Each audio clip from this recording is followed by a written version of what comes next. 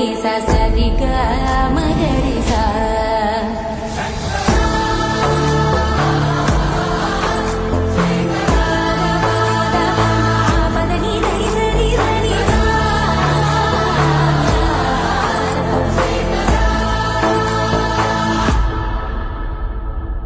गंगाधर शंकर भवसागर तारक गौरव तांडव में तेजोमयंकर हर हर रुद्र रूप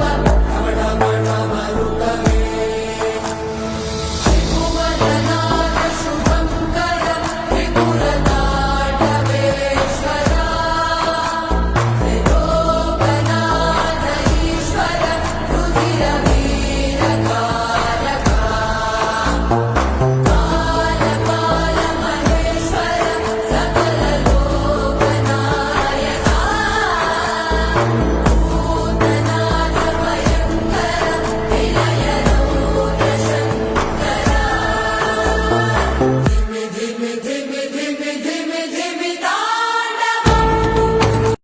पशूनां पतिं पापनाशं परेशं गजेन्द्रस्य कीर्तिं वसानं वरेण्यं जटाजूटमध्ये स्फुरद्गाङ्गवारि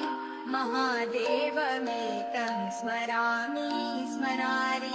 महेशं सुरेशं सुरारातिनाशं विभुं विश्वनाथं विभूत्यङ्गभूषं विरूपाक्षमिङ्गर्कबह्निनेत्रं सदानन्दमीडे प्रभुं पञ्चवक्त्रम्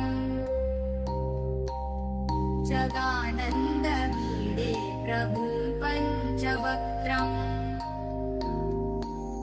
गिरीशं गणेशं गणे नीलवर्णं गवेन्द्राधिरूढं गुणातीतरूपं भवं भास्वरं भस्मनाभूषिताङ्गं भवानीकलत्रं भजे पञ्चवक्त्रं शिवाकान्तशम्भो शशाकान्धमौले महेशानशूले जटाजूटधारि त्वमेको जगद्व्यापको विश्वरूप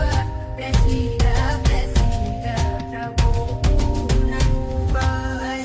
परात्मानमेकं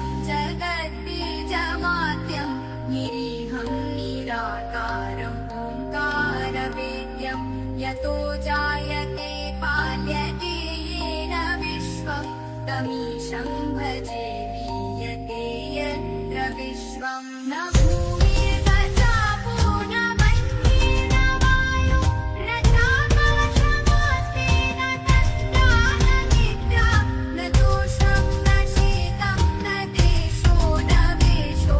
न यस्यास्ति मूर्तिं न मीरे अजं शाश्वतं कारणं कारणानां शिवं केवलं भासकं भासकानां तुरीयं नमः पारमात्यन्तहीनं प्रपद्ये परं पावनं द्वैतहीनं नमस्ते नमस्ते विभो विश्वमूर्ते नमस्ते नमस्ते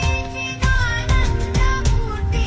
नमस्ते नमस्ते तपो योगगम्य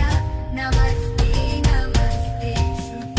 श्रुतिज्ञानगम्य प्रभो शूलपाणि विभो विश्वनाथ महादेव शम्भो महेश